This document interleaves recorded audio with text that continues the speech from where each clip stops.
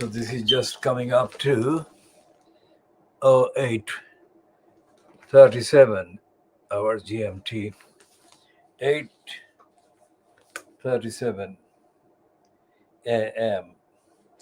so-called British Standard Time in the UK. So what we are doing is part A. It's starting the part A of the KHOODEELAAR television channel, broadcasting only on the internet.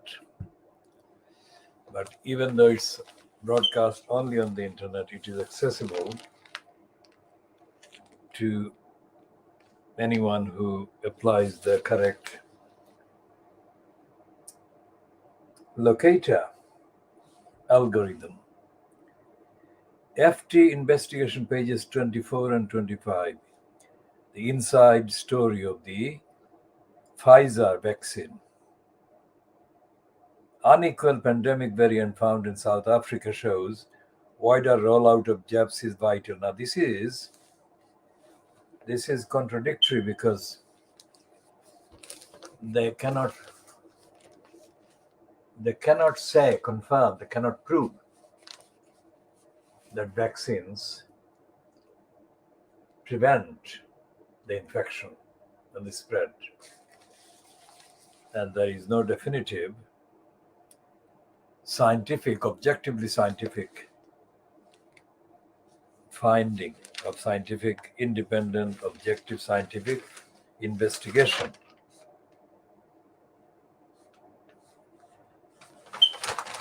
And since this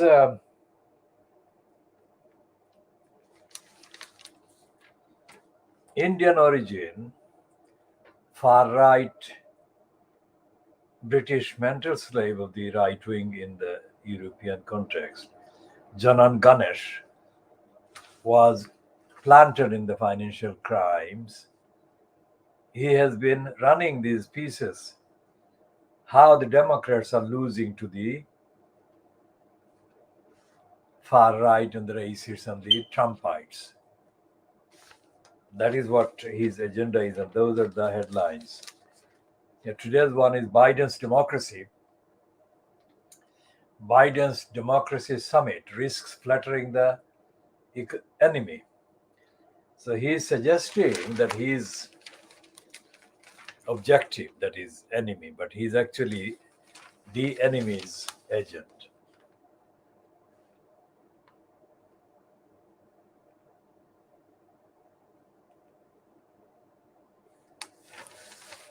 Okay, so this piece are 2 pages on the financial crimes, the coronavirus pandemic, the big FTB greed, and it says the inside story of the Pfizer vaccine.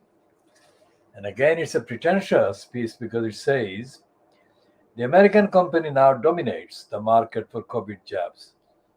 By American company, it of course refers to Pfizer. But does that give Pfizer too much power? So that's the question that supposedly is being answered in the 2-page spread by Hannah Kushla, Donato Paolo Mancini, or Donato Paolo Mancini, and David Pilling. And what is the last paragraph say? Jeffrey Porges, an analyst at SBB Leerink, an investment bank that specializes in healthcare, says the financial firepower will fuel Pfizer's growth for years. It's a once-in-an-epoch economical windfall, he says. And this 2-page spread has been written with additional reporting by Kieran Stacey in Washington, Oliver Barnes and Sarah Neville in London, Erika Solomon in Berlin, Niku Asghari in New York, Mehul Srivastava in Jerusalem, and Sam Fleming in Brussels. Now, Mehul Srivastava is an Indian name. Funny, isn't it? That they have placed this Mehul Srivastava Not in Bombay, not in Mumbai, not in New Delhi or Bangalore, but in Jerusalem or in Israel.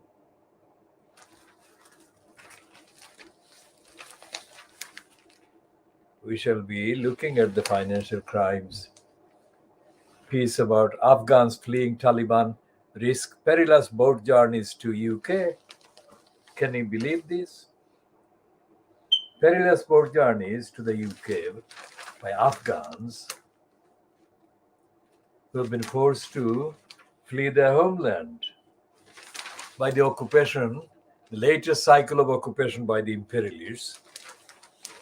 And the financial crimes doesn't actually say what I'm saying. That's the difference.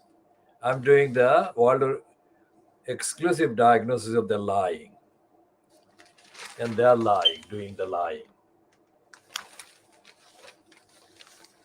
Let's see, just making sure that I have not got any of it wrong in terms of the narrative and the agenda. So they're saying that they're showing a kind of map starting in Afghanistan, Gadris, and then Nimruz, and through Iran, through Turkey, Istanbul, and then Serbia, and the Dunkirk. Paris, 95 days, and Dunkirk, 106 days from Afghanistan. What they're saying, Anna Gross in Dunkirk and Robert Wright in London.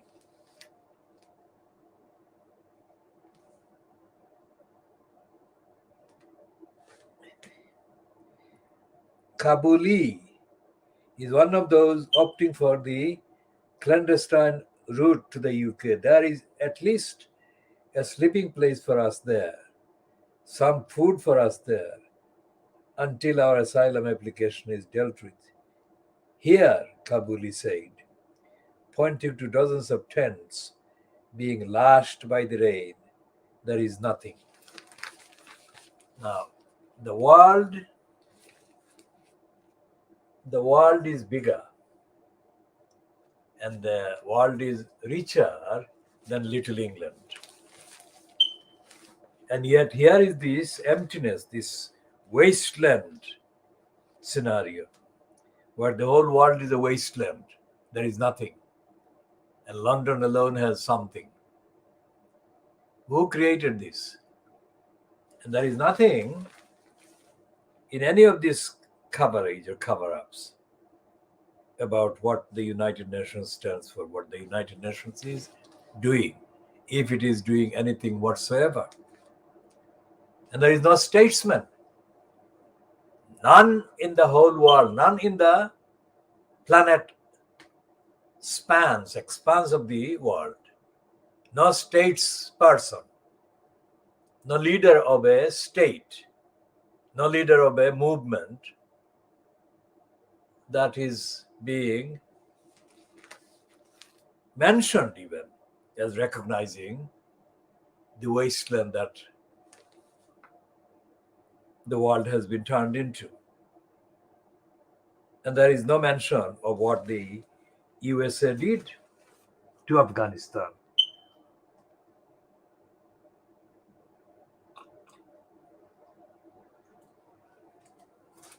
What the USA did to the Kurdistan. All these people, this is the center of Asia, coming all the way 106 days to reach Dunkirk and 95 days to reach Paris. And it's coming through Iran,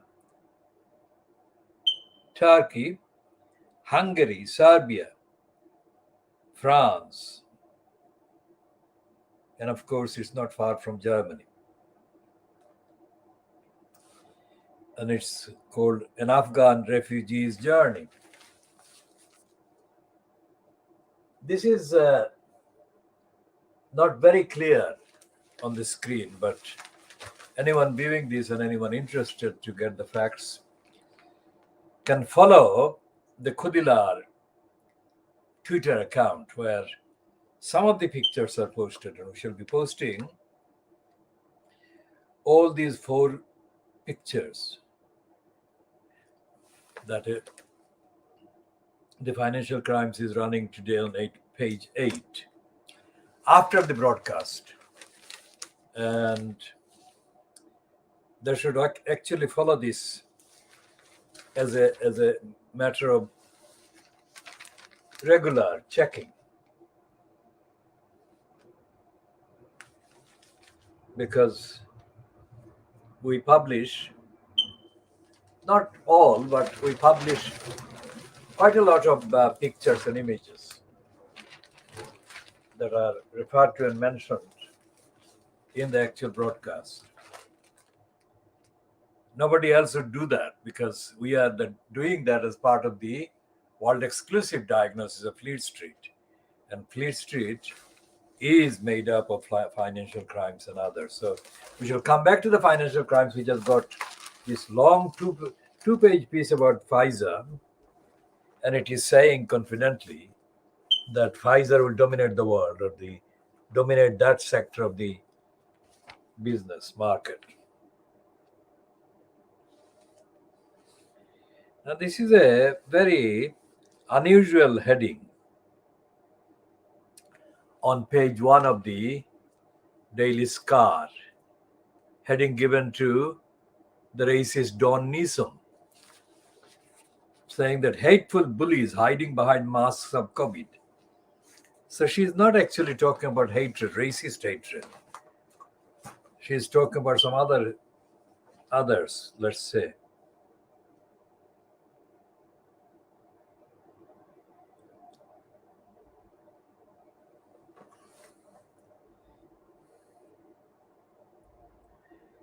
Now, she starts by saying this corrupt, cruel, racist brag.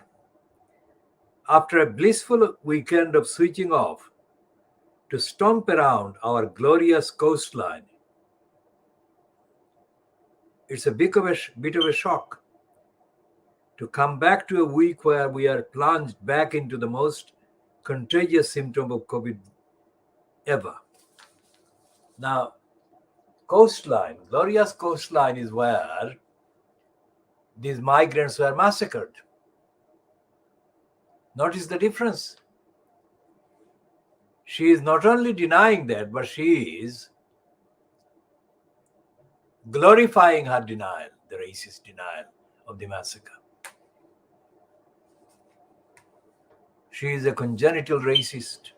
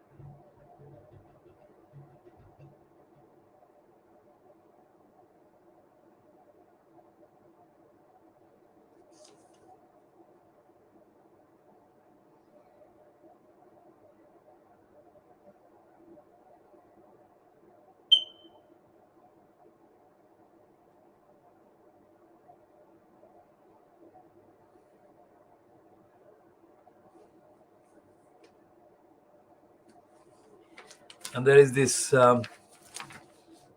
Daily Scum is doing the kind of joke, political joke.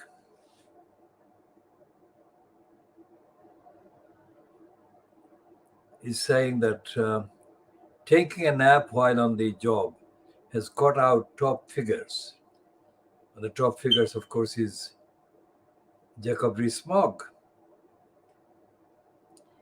followed by Joe Biden, Kim Kardashian, Niall Horan, and Morgan Freeman.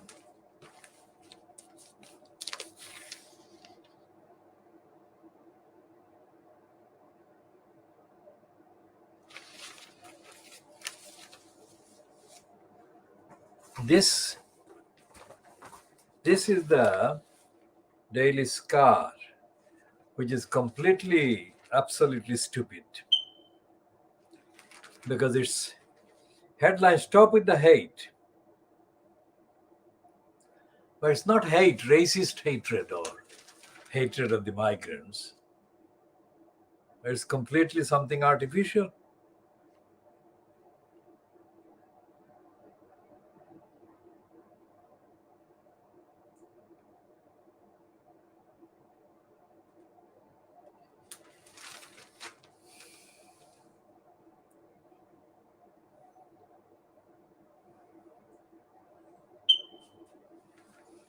And there is a warning on page 2 from North Korea's Kim Jong-un, saying that the UK security pact with the United States and Australia has brought nuclear war closer.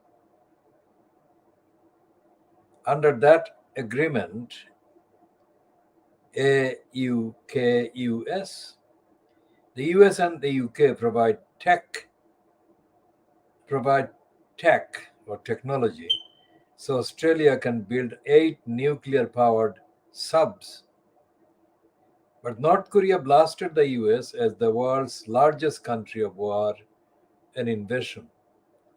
An official claimed the partnership would trigger a nuclear arms race as well as disturbing peace and stability.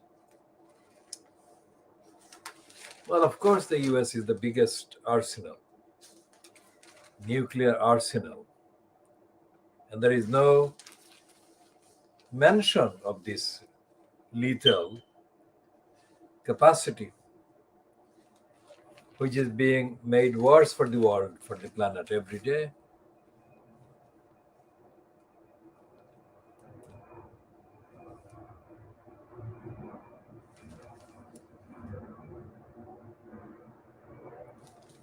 And the Scar editorial, so called,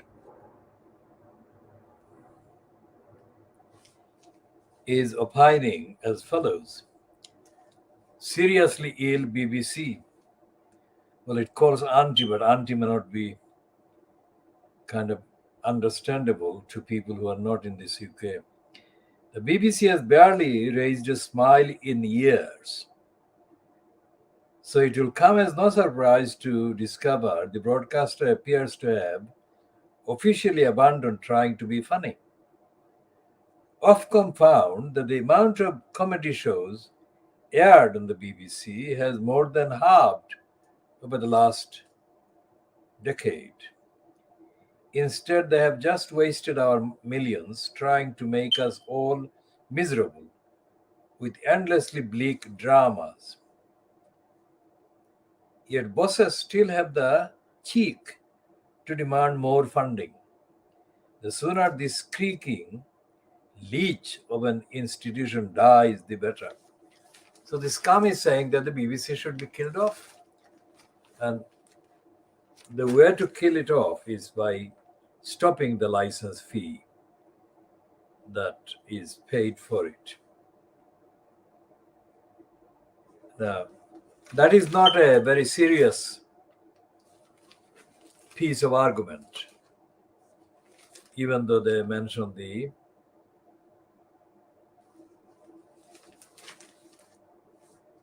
findings in the Ofcom.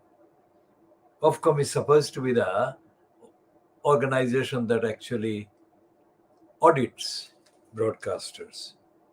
But Ofcom, like the Labour Party, has been killed off a long time ago. It's dead. Now here is a picture on page 16 of today's Daily Scar. Picture of someone there calling ISIS bride. It's actually Shamima Begum. But they're not calling her Shamima Begum. They're calling her ISIS bride or jihadi bride before giving her name. So they are saying that she is afraid of being burned to death because they're saying that jihadi bride Shamima Begum fears she will be killed by arsonists targeting westernized, less Muslim women. What she's saying that she is not only not a jihadi or a ISIS bride, she is now westernized and less Muslim woman, one of the 22-year-old Brit and her friend Hafida Hadush believed they could become the next victims of tent fires in the Al-Roj camp, Syria, where they are being held. Begum says they are prime targets because they are seen as less devout than their camp mates. She said, "We just live in fear constantly." Begum fled Britain as a teenager in 2015 to join Islamic State, but has since claimed she was groomed. This is a stupid piece. She didn't actually flee. She was one of the girls from Tower Hamlets, East London in the UK, who had been groomed. And I believe they have been used as, in the worst possible way, as sex slaves. These are not radicals. If there is any evidence of any radicalism in them, then it would again be part of the same brainwashing and grooming. Our campaign for justice for these children, within placing them between the years of their being groomed by elements that, according to the Wikipedia entry, operated from the East London Mosque based in Whitechapel Road in Tower Hamlets. And this is something that wasn't available online immediately, but it has been since. And our campaign for justice for these children is based on the fact that they were children when they are targeted, whoever targeted them, and that the fact that they were groomed or any of them was groomed, whether from an address or location based in Tower Hamlets or not, doesn't matter. The fact that these children were groomed to embark on something that would be very damaging to them personally and damaging to society generally, and damaging to the idea of Muslims in particular.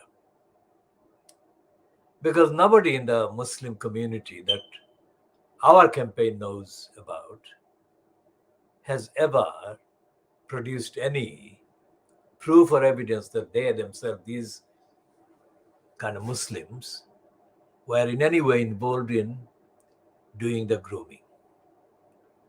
So it's a very irresponsible charge and blame against ordinary Muslims. Because First of all, these children even didn't tell their own parents what they were being put through by the groomers. And the only responsible authority, responsible publicly funded outfit that should have kept an eye on these children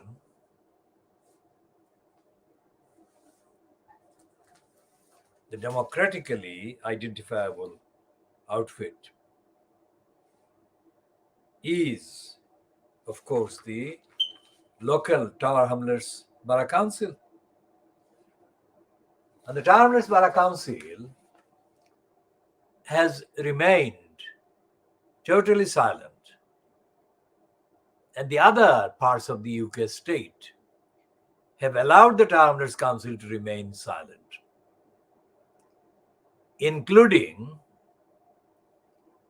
parts of the corrupt British judiciary, the High Court, the Supreme Court, even the Court of Appeal, which made a kind of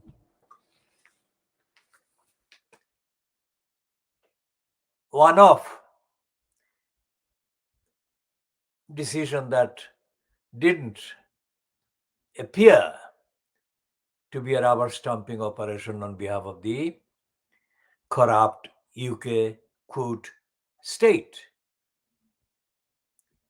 Because the Court of Appeal said, in a ruling that since has been kind of superseded by the rubber stamping role played by the Supreme Court, the Court of Appeal said that Shamima Begum's application to return to the UK to challenge the UK state's removal of her British by birth citizenship. The Court of Appeal said that she should be allowed to return to challenge the removal of her citizenship by birth. But the Court of Appeal's decision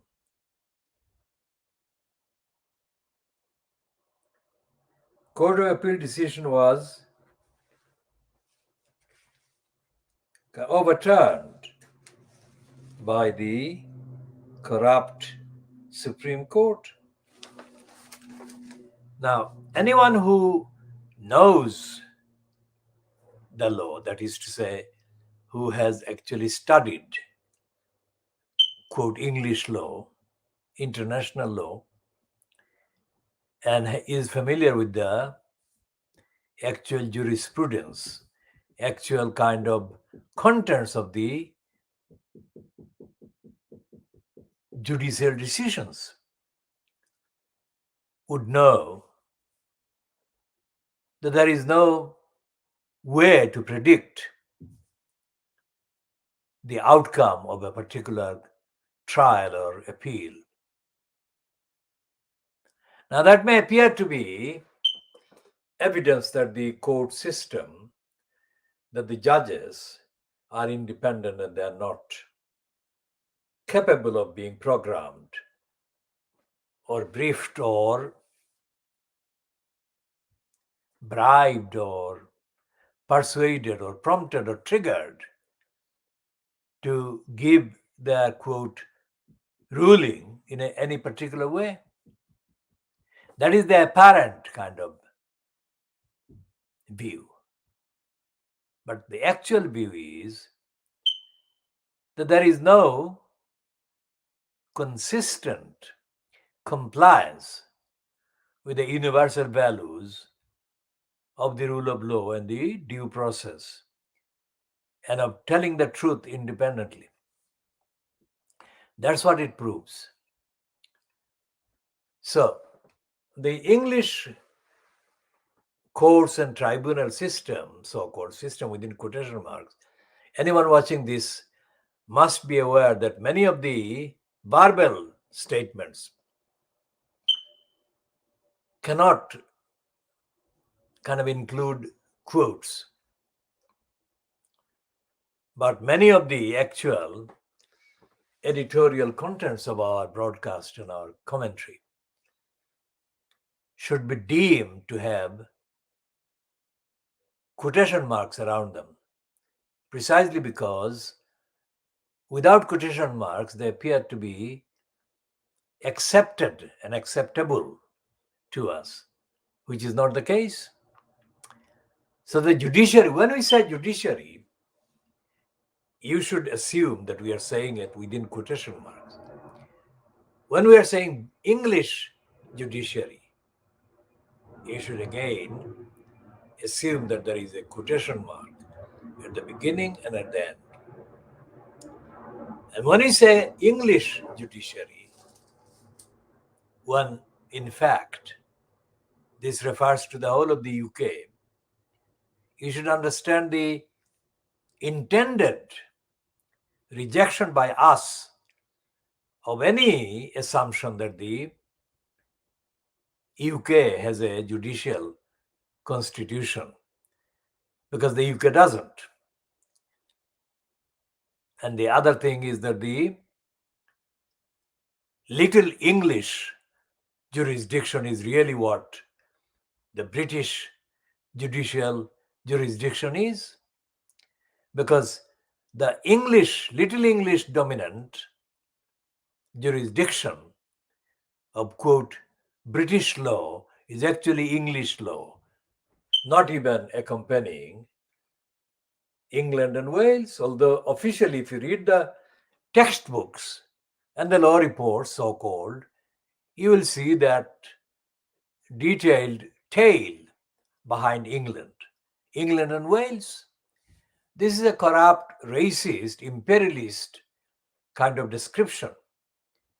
Wales doesn't play any central part whatsoever in anything, not just about English law, but about anything else where Wales is treated as an addendum, as a tail after the utterance, the citation, the mention of the English. So what is the jurisprudence? The jurisprudence is as corrupt, as dishonest, as English-centric as Thomas Babington Macaulay was in his diaries in his 1830s. Prescription for the subcontinent of Pakistan, India, and Bangladesh today to be subjected to a brainwashing program under the guise of education, which would produce or convert these people into brown on the outside and English on the inside in their mentality.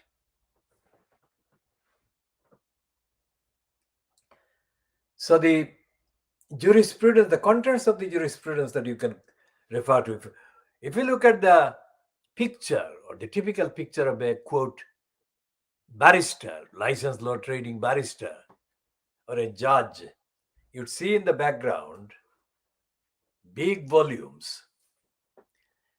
These images are intended to frighten the person who is looking at them, terrify them, lest they be hit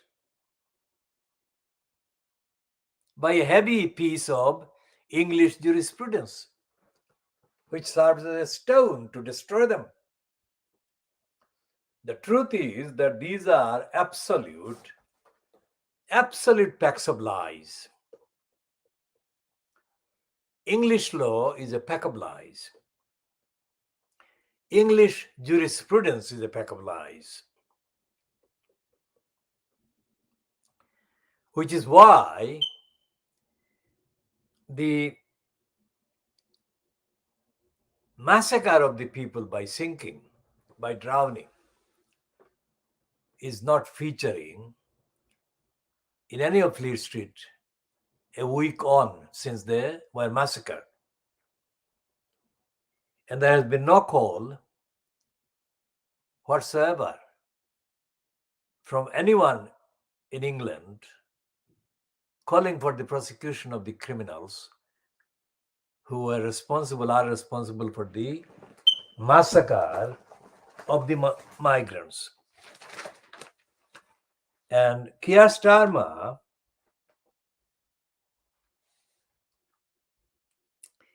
instead of demanding prosecution of the criminals, staged his own stunt in order to divert attention, public attention from the massacre of the migrants to something stupid, which is his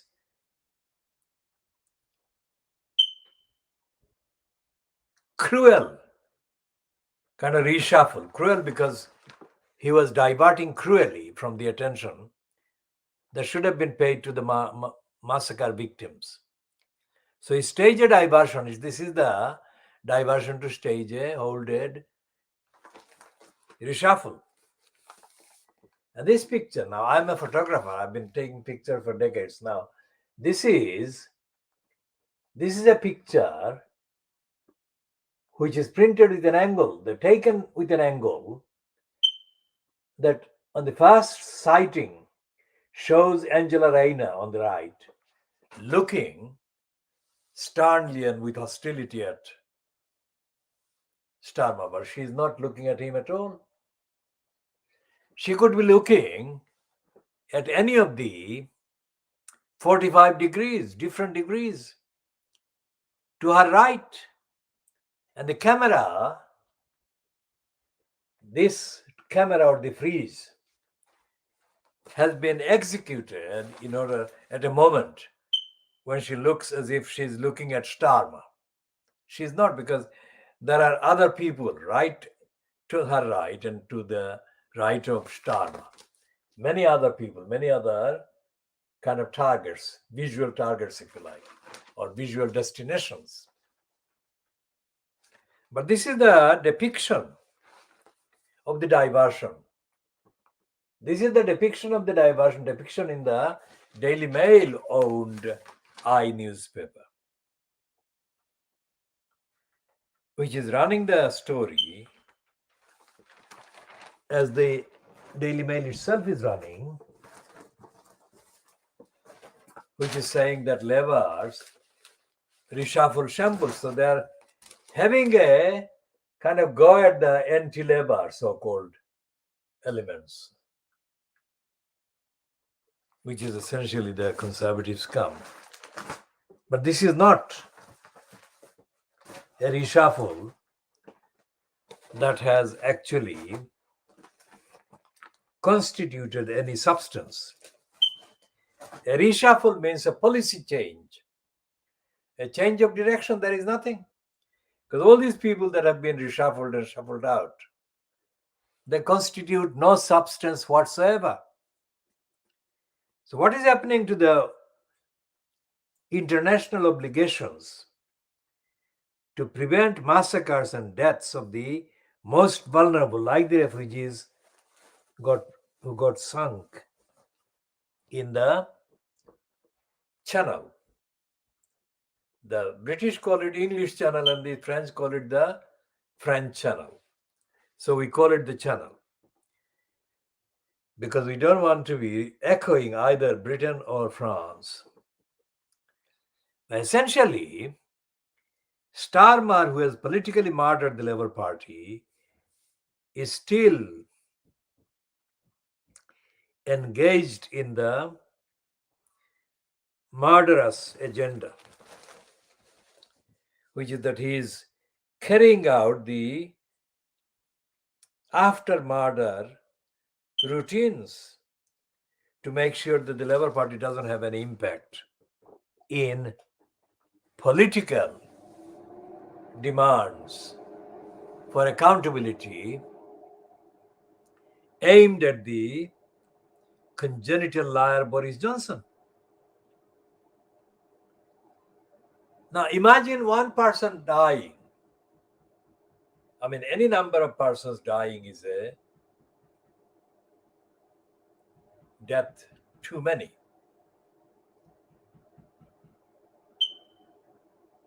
But if there are people, 30 people, 27 to 30 people or 31 people are massacred,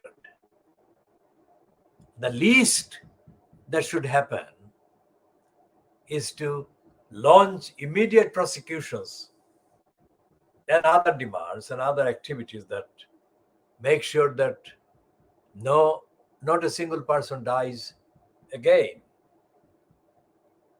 And this is anticipated. The fact that the people seeking asylum and refuge would be protected and safeguarded by the destination countries is, of course, contained in the 1951 Refugee Convention. And it is the job of signatory states that have ratified the convention to make sure that when something like this massacre sinking happens, they would invoke both the requirements of the 1951 Refugee Convention, but all the requirements of other associated conventions, declarations, agreements, and treaties. So there is logically, there should be mention of all of those things that I have just been outlining again in the papers. But there is not. There is none. So Fleet Street is not only complicit with the UK government being in denial of the responsibilities over the massacres of these people are designated. These people are not unexpected and appeared from nowhere. People in that route, or in the routes from, as I said in the Financial Crimes, from Afghanistan to Dunkirk and France, are only following one of many routes taken by would-be migrants and would-be asylum seekers. So the Kurdish origin people, who were among the majority, if not all of them, were involved in the sinking and the massacre a week ago today. But there are, as the Financial Crimes is admitting today, others, refugees and seekers of refuges and asylum, that come from as far as Afghanistan. And they're showing that by road, it takes about 106 days to reach Dunkirk and 95 days to reach France. What about the difference of the dates? The routes are there. The routes have been created by the pressure of the wasteland, the pressure of nothing being available for sustainable life in the countries of origin. That's what is happening in Afghanistan, and that's what is happening in Syria, in Iraq, and other places from where people are currently aiming to reach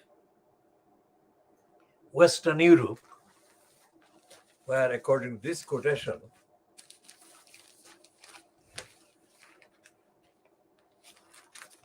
according to this quotation on page 8 of the Financial Times today, Wednesday, the 1st of December 2021, that, I mean, Kabuli is differently spelled than Kabul, just adding an I at the end. That means somebody from Kabul. So Kabuli is a simple name to understand.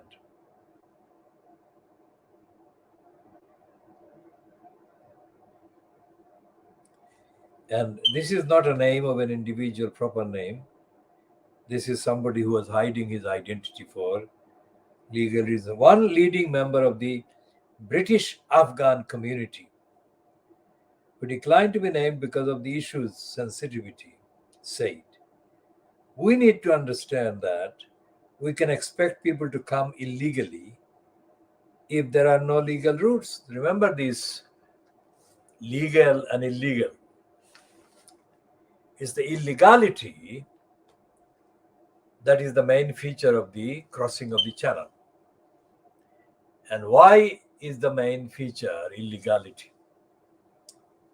The answer is that both France and the UK and Germany and other Western European countries involved in the geographical kind of routes have been blocking legal routes of passage. They have been illegally blocking the legal routes of passage. Now, the details of the legality and illegality will take longer than a general summary, which is that if the UK were complying with the legal obligations imposed on it both by the 1951 Refugee Convention and other international treaties, then no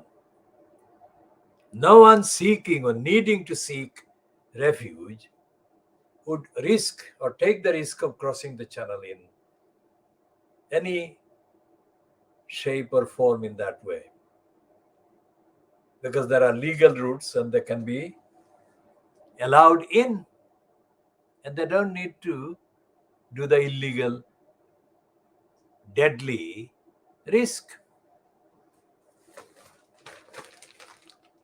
So, any lawyer, licensed law trader, any kind of member of the kind of international non-profit organizations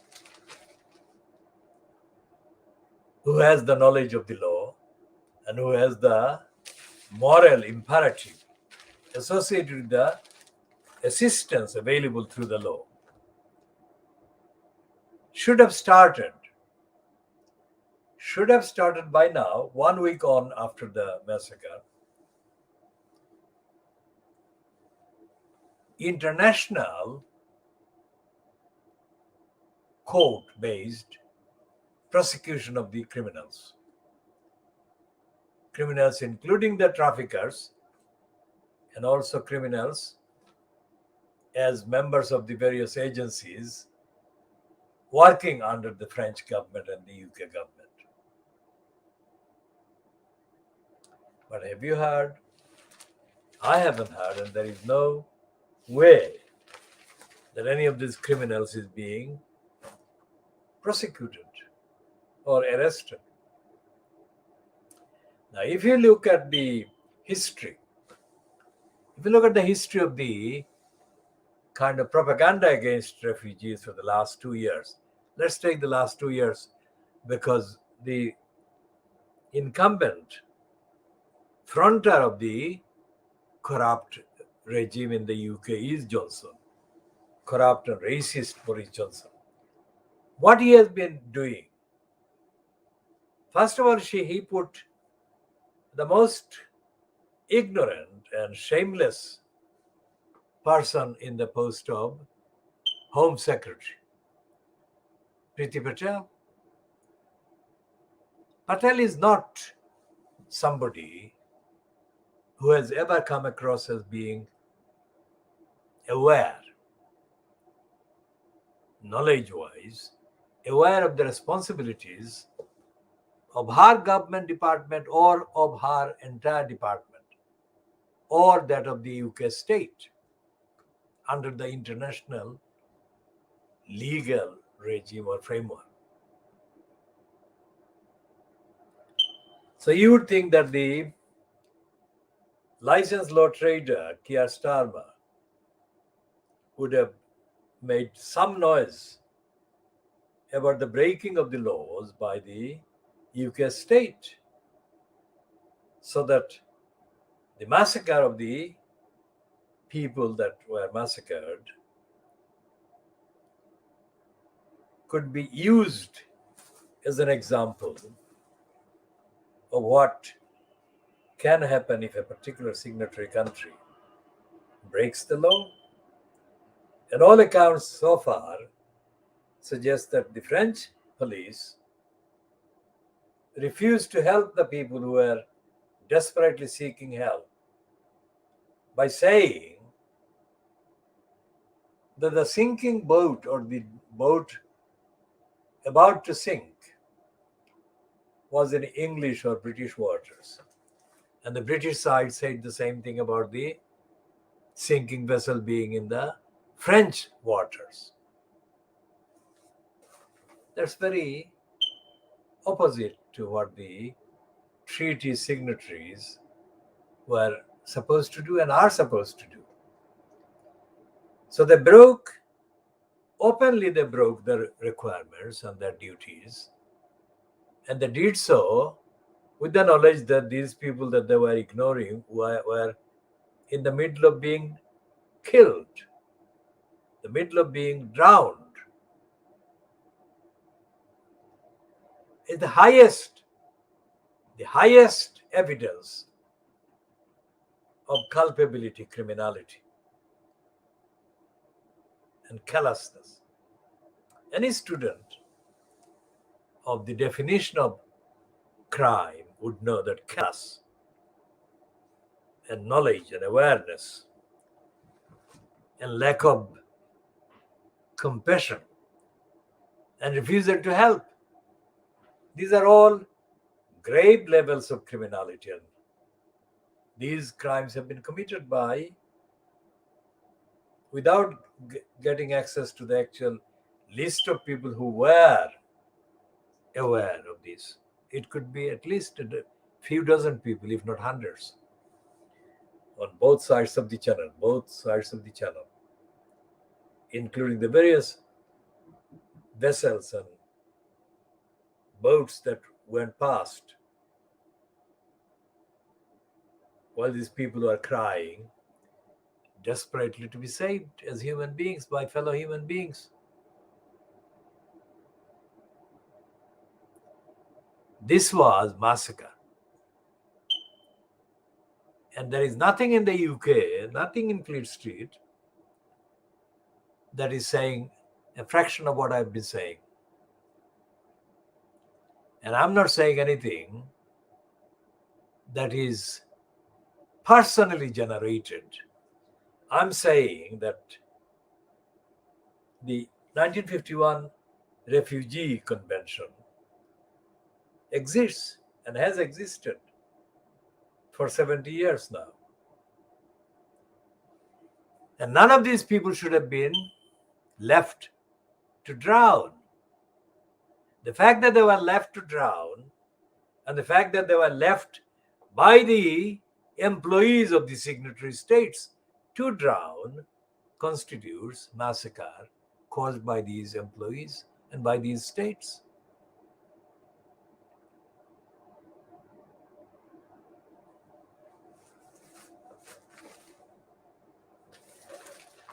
So what are they saying there?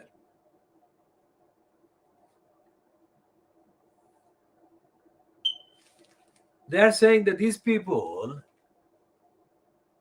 not only were neglected,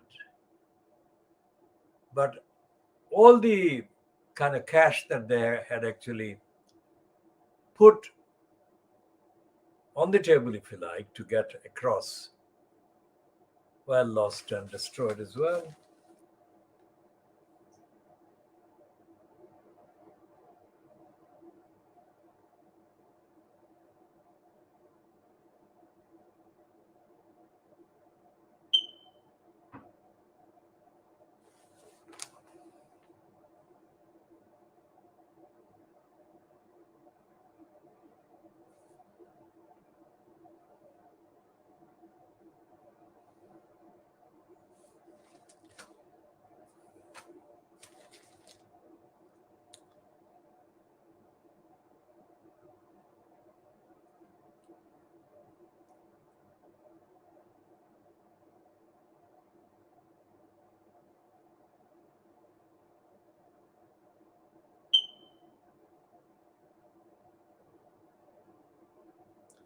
And what the financial crimes is saying,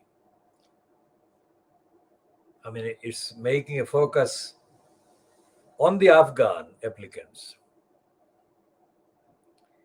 And it's putting a positive gloss on the number of Afghan origin applicants for refugees in the UK being successful. The crucial thing is that no application can be successful unless the people have actually physically landed on UK soil. That is the thing. So it's a catch 22. If they don't land on the UK soil, then they can't make an application, etc., etc. And the descent into drowning and mass murder is very real if they can't get into the UK.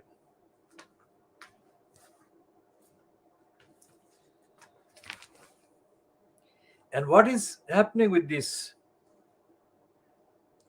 obsession? The obsession with the diversion, because the Beaverbrook Express, this is to do with Beaverbrook. Beaverbrook is a Canadian racist criminal murderer who made the Daily Express the most racist organ during the period that he sucked up to Winston Churchill. But although Beaverbrook is dead, the narrative, racist narrative and idiocy, absolutely unchanged. So today's papers have got Epstein's Madam, Ghislaine Maxwell, and the boosting of the image of Boris Johnson as the one that is boosting. That's the boost.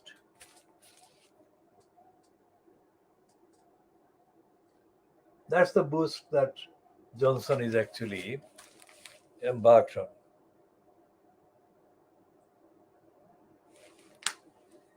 And Rishi Sunak is saying that he is a low tax Tory.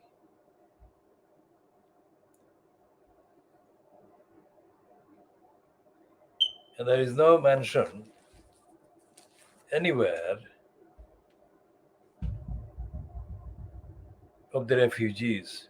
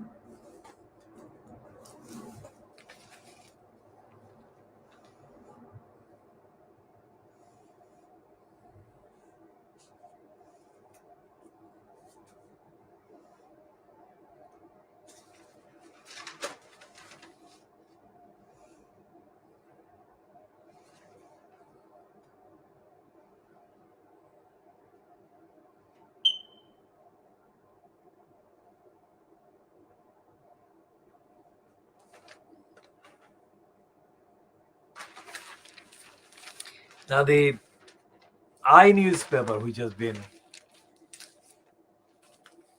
taken over by the Daily Mail group, is abusing its circulation success that followed its launch as part of the online independent.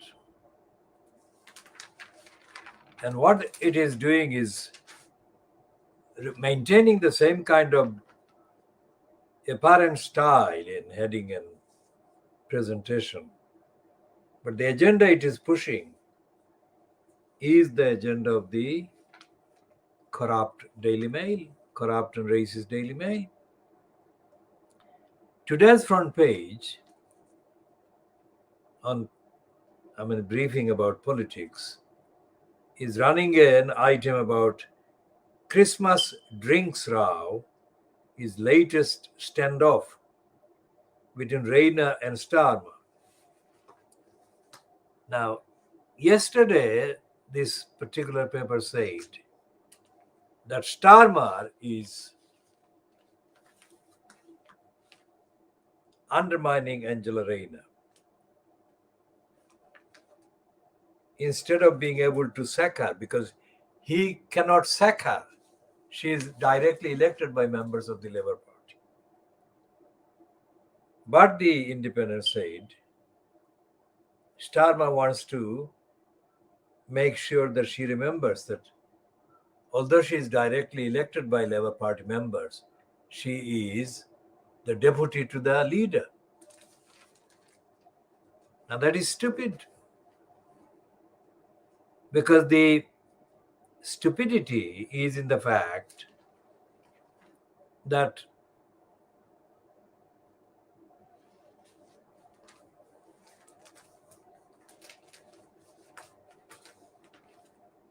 they're reducing the various statements to the level of a row between two individuals. Instead of saying what the party, if it exists, because as far as we are concerned, all the evidence shows that K Starmer has politically murdered the Labour Party. By political murder, we of course distinguish it from physical murder, but political murder means that all the political steps and the political kind of positions and stands that the Labour Party should be taking if it were alive are not being taken. And as we said, the perversity of Starmer staging a reshuffle completes the picture. That he is keen on diverting attention from real activities, the real duties of the state, real failings of the state. The massacre of the migrants by the regime fronted by the racist Boris Johnson is the key point.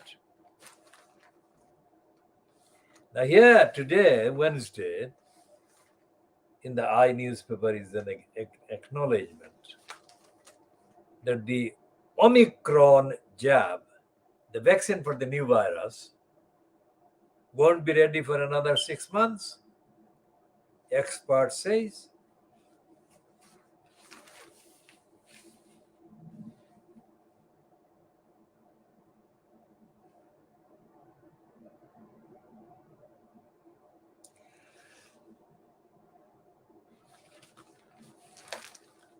And the fact that the UK points of entry into the UK, let's say the airports, are not fit for purpose is admitted in this piece. Africa arrivals who took indirect flights may have evaded checks. What difference should there be whether a person has taken a direct flight or indirect flight?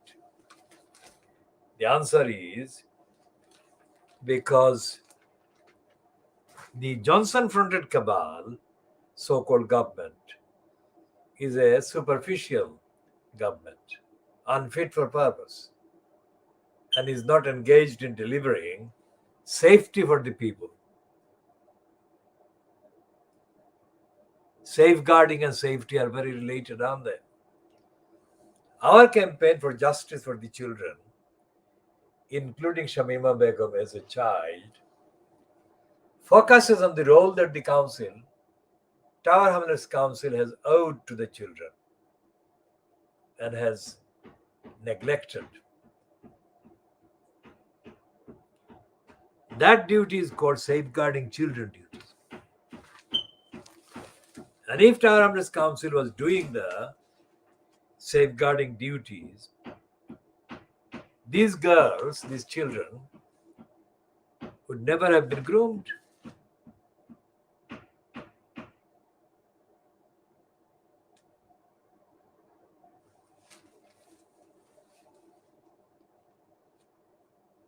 Now, everyone who has done the checking on the activities of these children would know the facts, so I'm not going to repeat item by item, but everything that has been done against these children, their prospect and their opportunities and their safeties and their life chances, everything that has been destroyed, including the fact that almost 3 of the girls are presumed dead now. So these children were neglected by Tower Hamlets Council.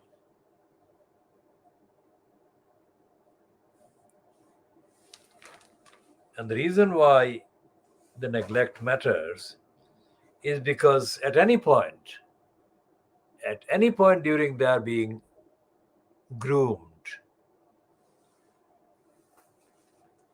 that is brainwashed and zombified,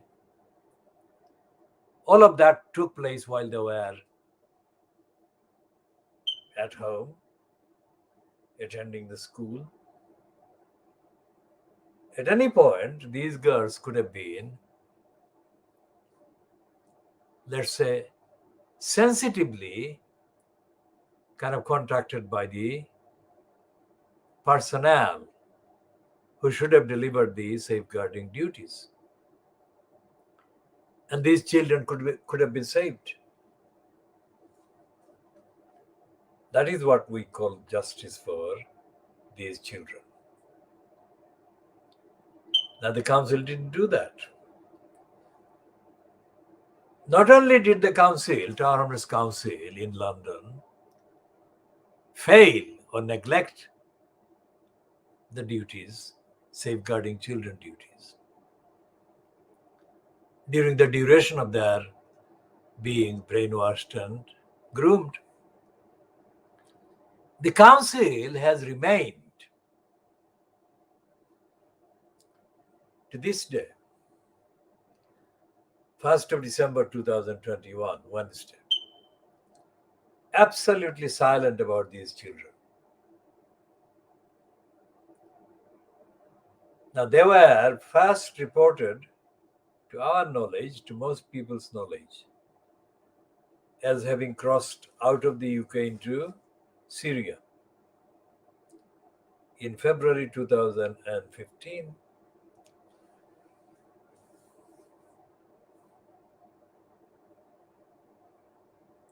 So 6 calendar years ago,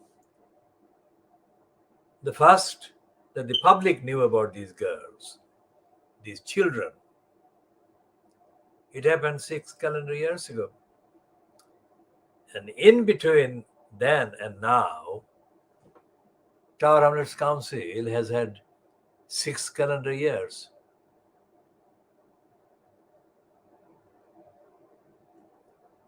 to do whatever it could do to help these children, because They remained children for several years after that event in February 2015. But our Armed Council has not done anything. So the dysfunction and the negligence to do the safeguarding duties, as evident in the case of Armed Council, neglecting its duties towards these 4 girls from children from the Bethnal Green area. That kind of negligence is repeated by the UK state agencies in letting the migrants sink to their deaths. It's not like the victims of the massacre of Wednesday last week, a week ago today. It's not like those people were unheard of before. Various stages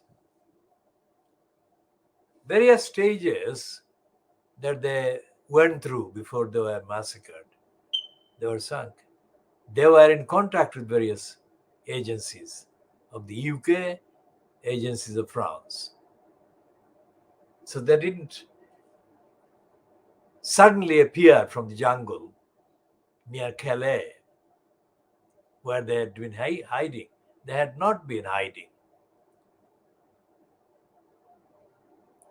So the prosecution should happen immediately of the people who they were in contact with and the people who were engaged, employed, paid employees of the UK state and the French state. And we say that same again about the Armed Council. The executive mayor in post in February 2015 was, of course, the corrupt Sylvie Bermann.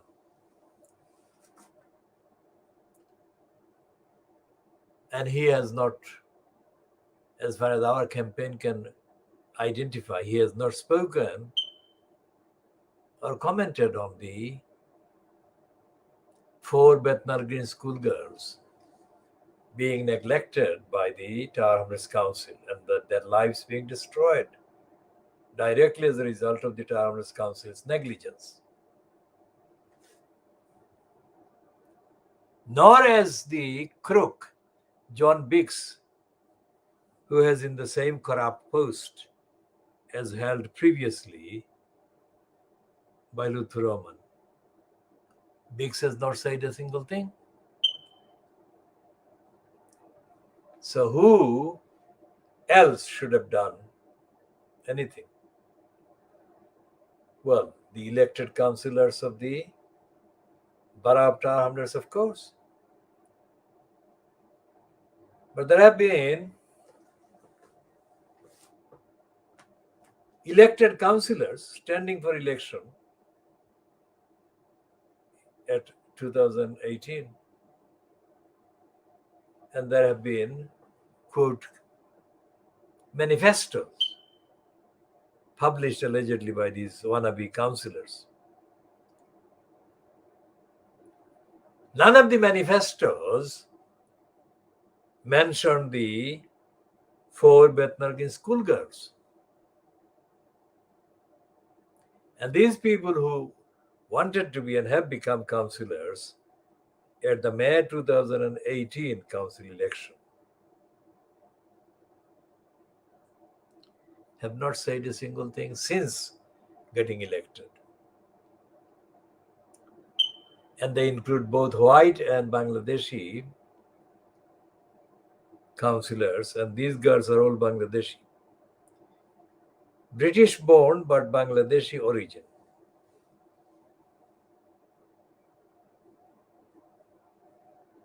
None of the councillors in Tower Hamlets, as I speak today, so far that is, has come on the record saying anything, a single thing about these girls. Anything, a single thing as a duty of safeguarding these children as owed to them, owed to the electorate, owed to their parents, owed to the public by the Hrs Council. So why has the corrupt council not been prosecuted for that criminal negligence? The criminal negligence, I would say, on the evidence, all the evidence, has led to the mass murder or killing or manslaughter of the girls, at least 3 of them. The only known survivor of the group of 4 from Bethnal Green is, of course, Shamima Begum. And if the report in the SCAR, Daily Star today, is at all reliable in any way,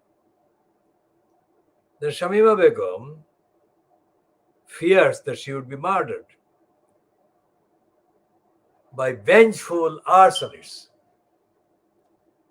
who might set fire to her place of refuge in the Roj camp in Syria, where she is currently being held. Is there any sign of the Hrs Council doing anything to save Shamima Begum, literally, given the fears that she has publicly expressed about her safety? There is nothing, there is no evidence anywhere that Hrs Council is doing anything to help Shamima Begum.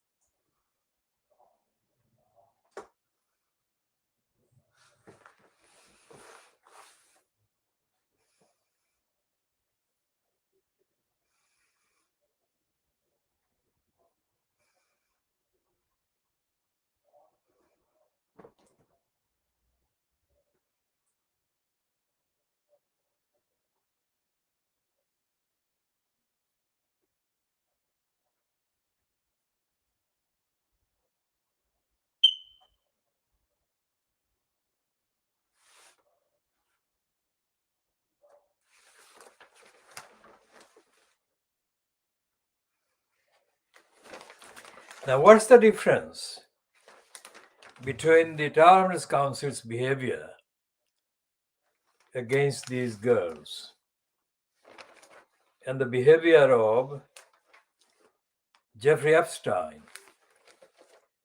and his close associate, the groomer, Ghislaine Maxwell? What's the difference between Ghislaine Maxwell operating from her royally connected circuit and the groomers of the four girls, one directly and the other three indirectly through her, at later evidence suggests, operating from the East London Mosque in Whitechapel? What's the difference?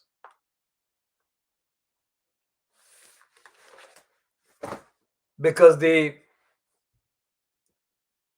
with the exception of Jeffrey Epstein himself, who is allegedly committed suicide, all the other victims of the grooming are still physically alive.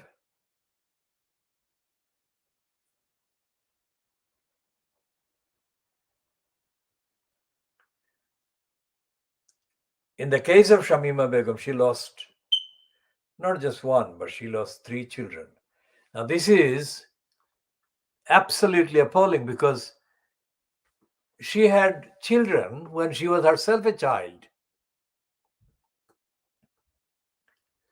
So, Tolerance Council should have begun to engage with her and look after her when she was getting pregnant as a child. None of the so-called elected councillors in Tower Hamlets has said a single thing. So what does it show? Do these councillors have mental capacity to understand basic ordinary duties? They may have kind of defenders who say that they have capacity. But in the case of these children, the Shamima Begum and the other 3 girls, there is no evidence that these councillors have the mental capacity to understand the duties of the council. Is that an exception or is that the norm? That is to say, are these councillors, the same councillors, neglecting other duties owed to the electors?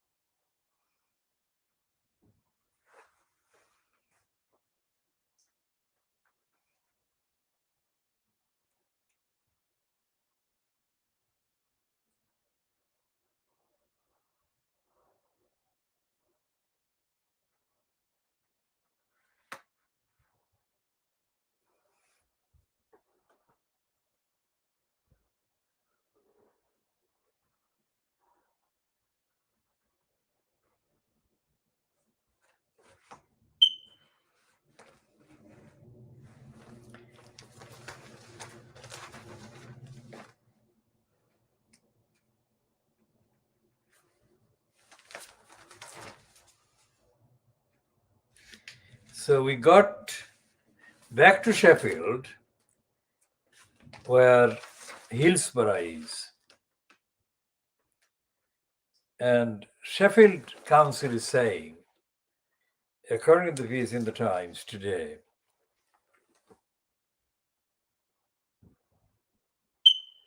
that Sheffield will not change streets in the city named after slaves owners or slave owners. Now, here is a piece on 2 pages of the Times today that is not anywhere else. And this one is got 2 page, across 2 pages, the heading is, "The water is coming in so fast. Channel migrants' terror on film." So, as I said yesterday, as the new evidence emerge, it will become even clearer than before that amount of evidence emerged when we said that it was a massacre. And it is a massacre.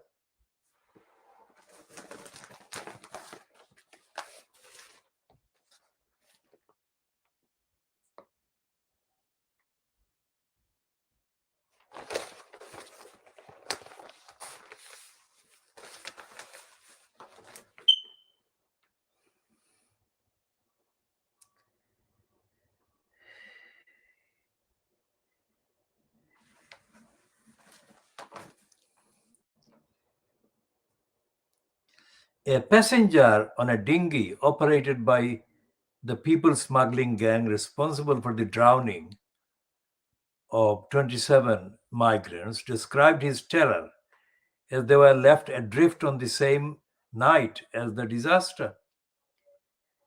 The Kurdish people smugglers arranged to take about 60 passengers across the channel, split into 2 groups, it emerged yesterday. Both boats suffered engine failure during the crossing a week ago. One sank with the loss of all but 2 of its passengers. Video footage taken by Hakim Saeed,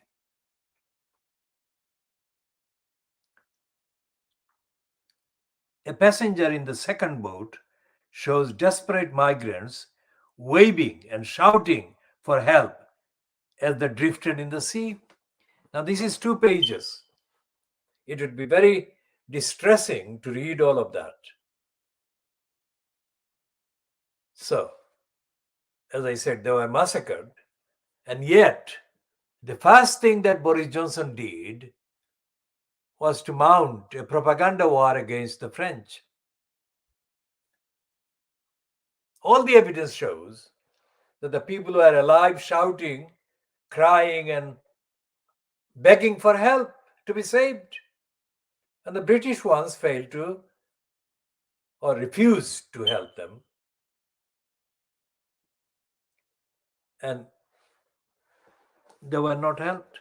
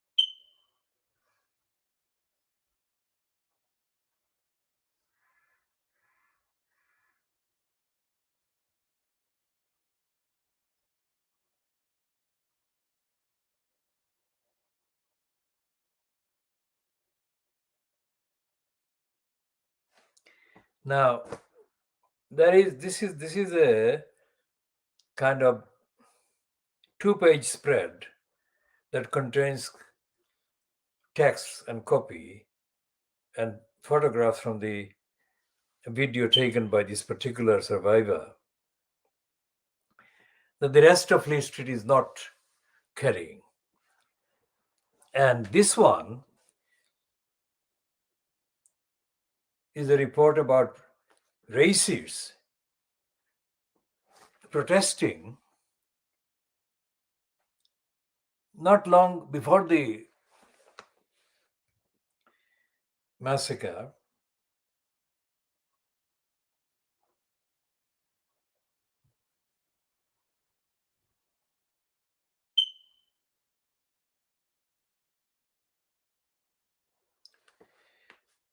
The protesters, the racists, stopped a voluntary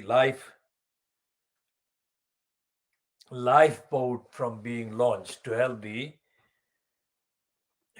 people that were at risk of drowning. And this woman called Rachel Loudon, a resident of Hastings, and her friend Jane Grimshaw, 52, have set up Hastings supports refugees who have arrived, who give arrivals, the people who survive, clothes, blankets, and hot food and drink before they are taken to Dover by Border Force officials. Loudon said, it's just literally about giving them immediate aid. Now that is the spirit which should have been shown by all others, but they weren't. All the others neglected, and the others that were protesting against the launching of the lifeboat said, let's see what they said. Don't bring any more of those home. We are full up. That's why we stopped our donations. Now, the same piece also goes on to say that when Nigel Farage, the arch-racist, anti-migrant, nasty, made a speech denouncing the Royal National RNLI, the lifeboat, as a taxi service for illegal immigrants. Farage's condemnation of the RNLI led to donations of £200,000 in one day. So there are people, or among the ordinary people, who are still compassionate and are sensitive and are aware of the murderous role played by Nigel Nasty Farage and other racists, who include Boris Johnson, of course. And Boris Johnson's stooge, although an Asian origin person herself, the current Home Secretary, Priti Patel. Now, anyone who has been following the last 2 years, as I was saying earlier, about the channel crossing and the pronunciations by the UK Home Office, fronted by Priti Patel, and the UK quote government, fronted by Boris Johnson, would know, factually know, be aware of the following, which is that Johnson has threatened migrants with attacks by the Royal Navy and the Royal Air Force. Think about that. These are people traveling in dinghies, literally dinghies. And they're being threatened by a state like the UK that they would be shot and bombed and massacred by the Royal Air Force, the Royal Navy, as well as being rebuffed and obstructed and denied access by local racists on the ground. So if you want to check why we are calling this massacre, you don't have to take our literal word for it. You can look at the still accessible news archives and you can see that dozens of threats were made by Boris Johnson against these migrants, literally. Deadly threats. They were threatened with death and murder, massacre.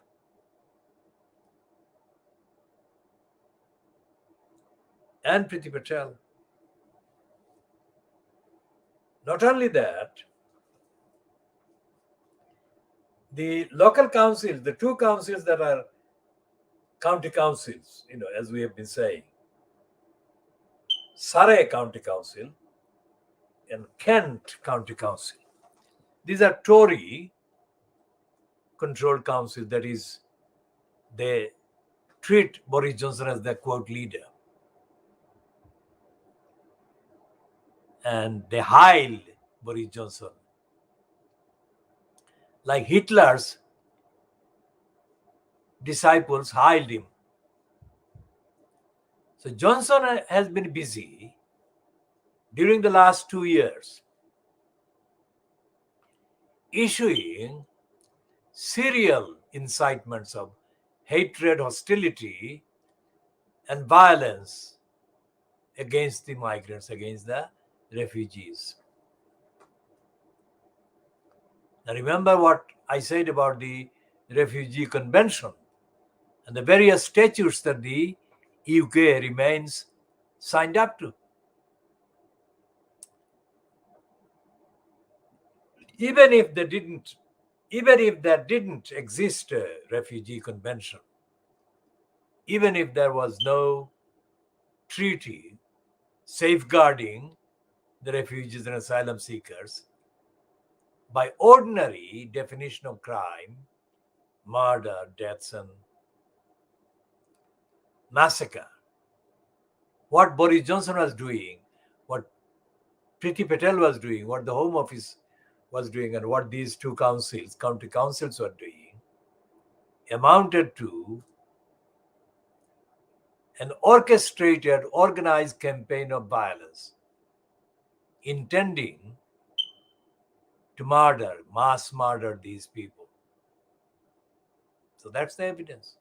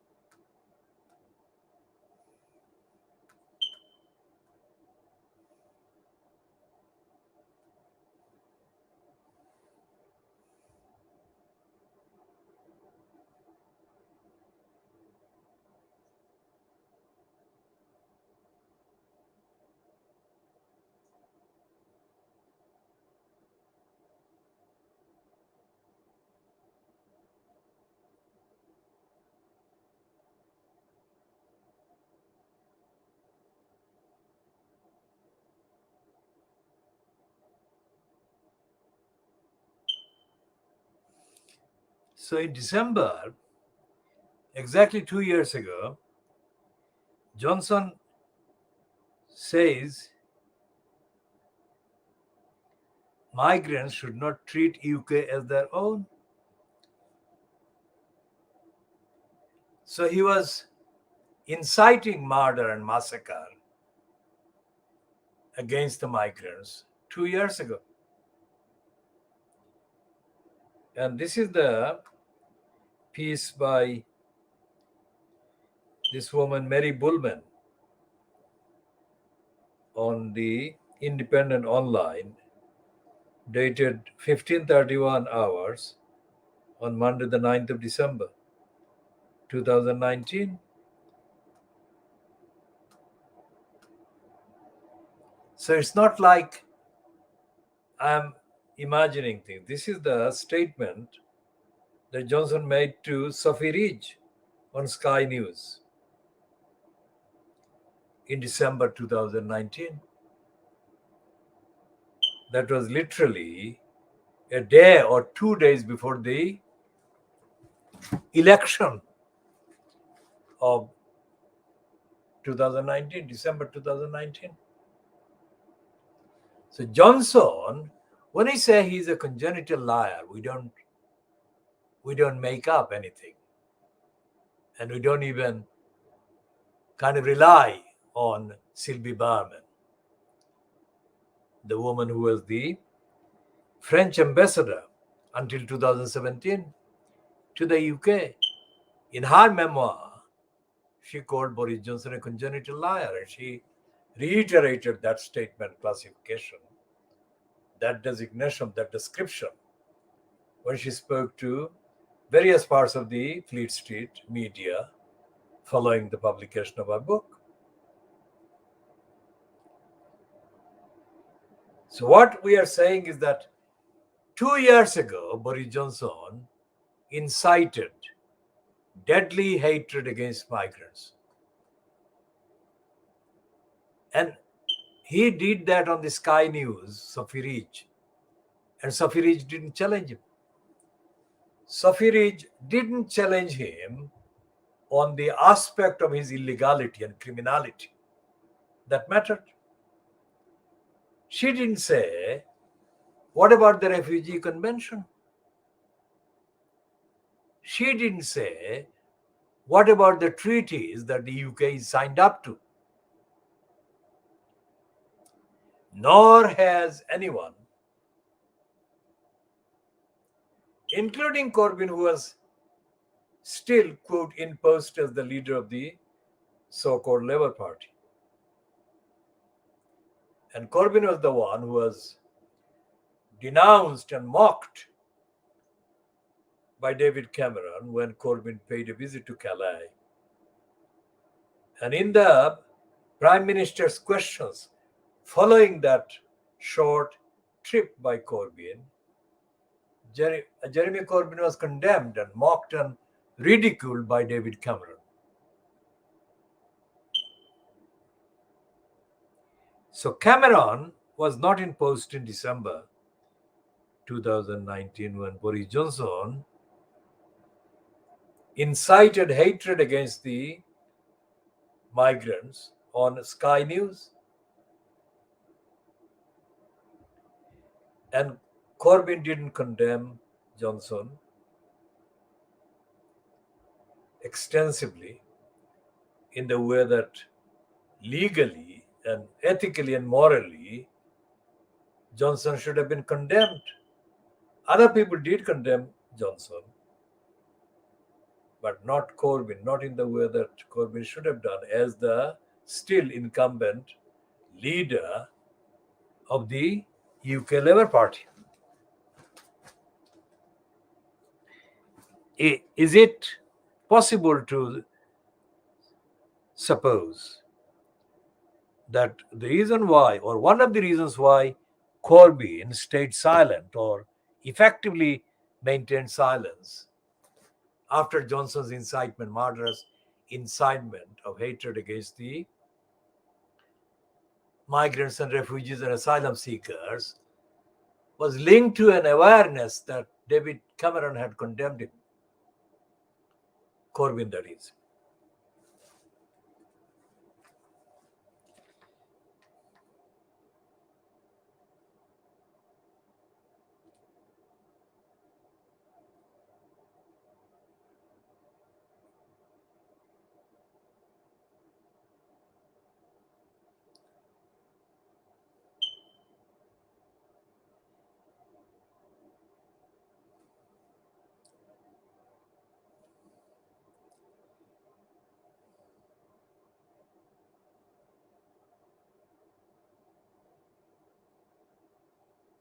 And here is this piece about William. He is targeting a sample of Afghans who have been allowed into Leeds. And he said to them, according to this pin by Home Affairs editor Matt Dayton on the Guardian, on the Times, the most important thing is that you are safe now. You have a bright future. You couldn't be more welcome. Thank you for all you have done for us. What on earth does he mean by for us? The Afghans did not want the British to be there occupying their country, nor did they want the Russians to be there occupying their country.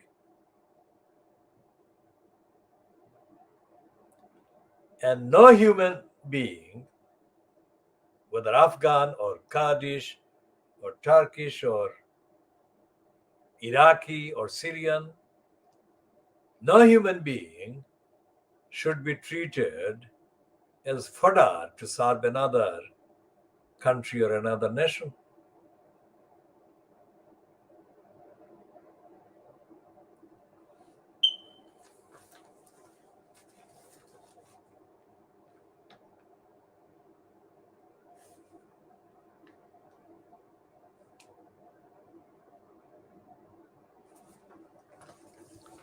And this two-page spread in the Times is the kind of length and detail that are needed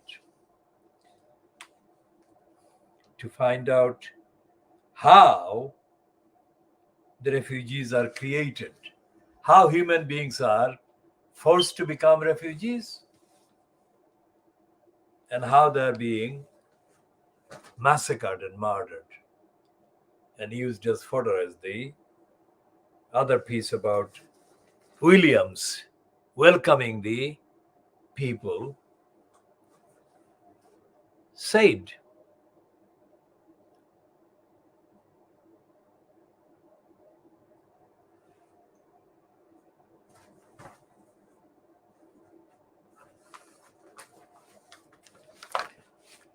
Which ones of your relations or friends or acquaintances?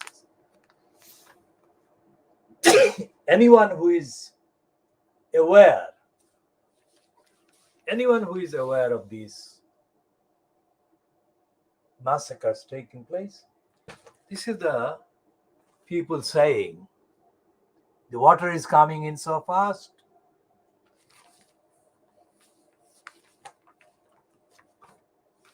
It's not like they sank or they drowned thousands of miles away from London. They were left, they were ignored to sink and to drown. They were left to drown, they were left to sink under the command of Boris Johnson, who had been campaigning to get votes by inciting hatred against migrants. And he has not regretted doing that because he is in post at number 10 Downing Street as the incumbent in the post of quote Prime Minister. He would not get there without inciting hatred against migrants, inciting hatred against the Turks, inciting hatred against the Muslims. Because remember, at this time that we are talking about, there are 90,000 Hong Kong people on their way to Britain. Lawful routes, none of them risking drowning or sinking. 90,000 Hong Kong people. So it's not like too many people, as the racists in the report in the Times said in Hastings. Don't bring any more of those home. We are full up. That's why we stopped our donations. Now, 90,000 people. This is not 90,000 people. These are 30 people or 40 people or whatever. The 90,000 people are being allowed as part of 3 million people that Johnson has said would be allowed to come safely into Britain from Hong Kong alone. Think about that.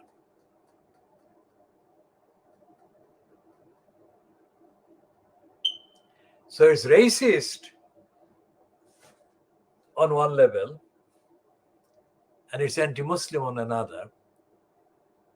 And whatever level and whatever the actual description, it is all illegal.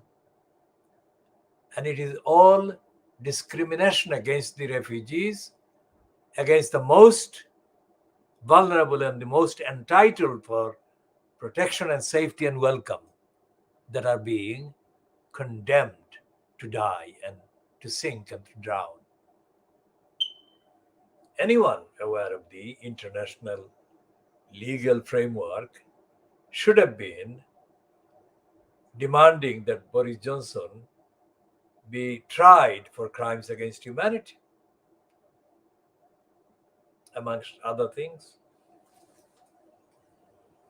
And the fact that K Starmer hasn't made that call, hasn't made the demand, makes Starmer a colluder in the crimes against humanity that Boris Johnson has been engaged in, inciting, committing, encouraging.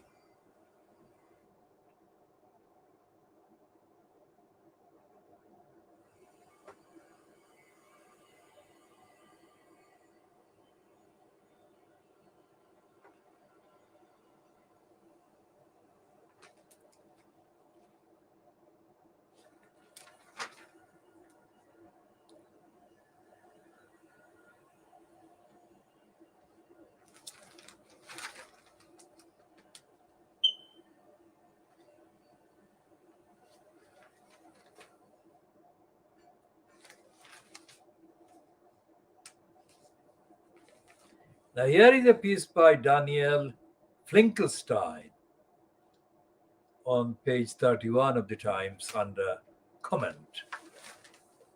The Daniel Finkelstein is a conservative member of the House of Peers. Which moron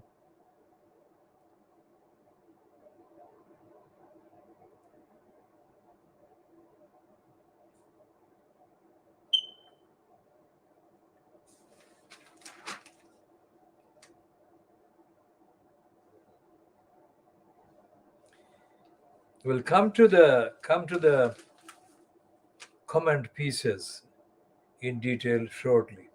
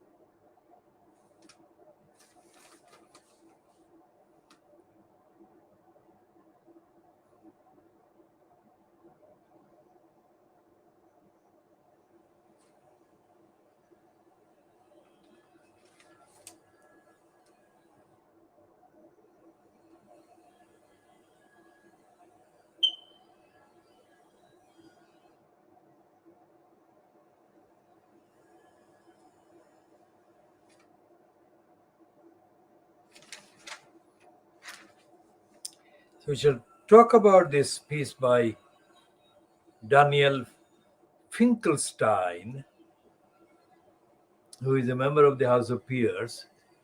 I cannot check this minute who made him the member of the House of Peers, but whoever made him the House of Peers did that for a purpose, and the purpose is being served by Finkelstein's platform in the Times, apart from many other platforms that he has been given.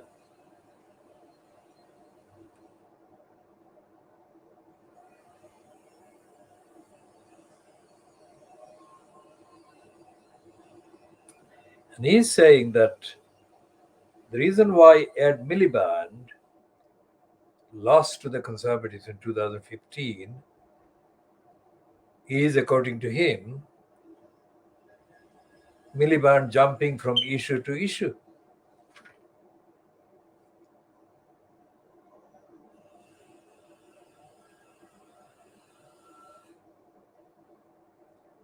And his main conclusion in the last paragraph is that Starmer has to show a political deftness that it isn't clear he possesses. And the party has to show a will to win, and it is not yet clear it has that will. At least, however, it now has a direction.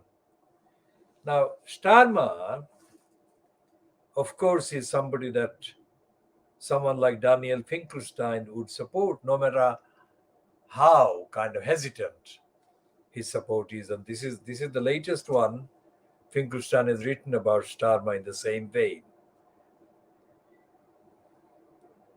But they claim that the Labour Party, so-called, I mean, this is within quotation marks. Remember, according to our findings, Starmer is the political murderer of the Labour Party, which doesn't exist. And the Labour Party doesn't exist politically because there is no politics by the Labour Party. And the fact that it is Starmer who is supposed to be the leader of the Labour Party completes the evidence that there is no Labour Party. He has murdered the Labour Party. So, what is the mixture of things that Finkelstein is saying? Finkelstein is saying that Angela Rayner is not a good person for the Labour Party of the country.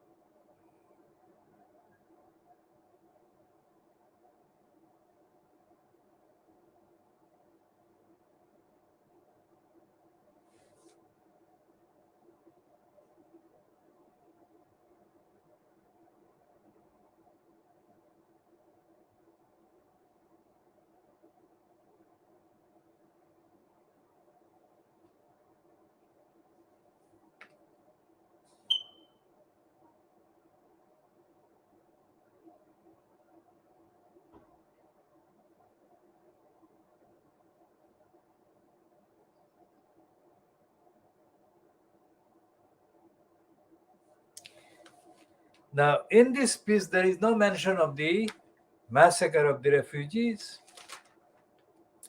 And what I am saying is that not only has Starmer murdered the Labour Party politically, but the likes of Daniel Finkelstein, who think that Starmer is better than Corbyn, want the Labour Party to be politically murdered and dead and massacred.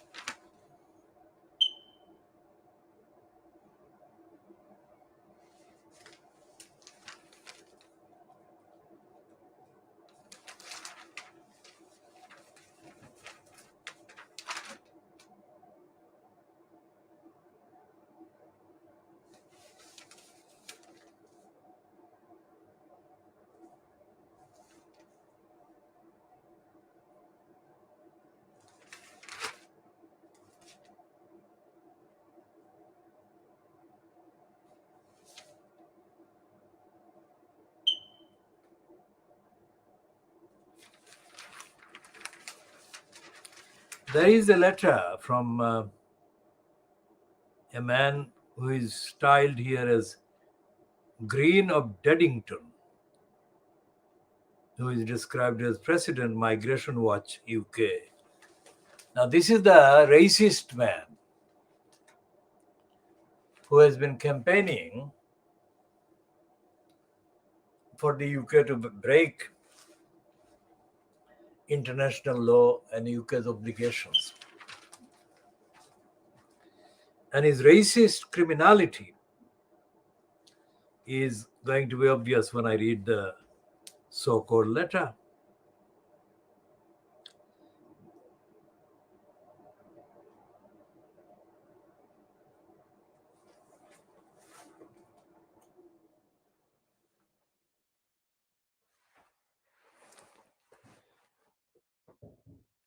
So we shall be continuing in the next parts and editions.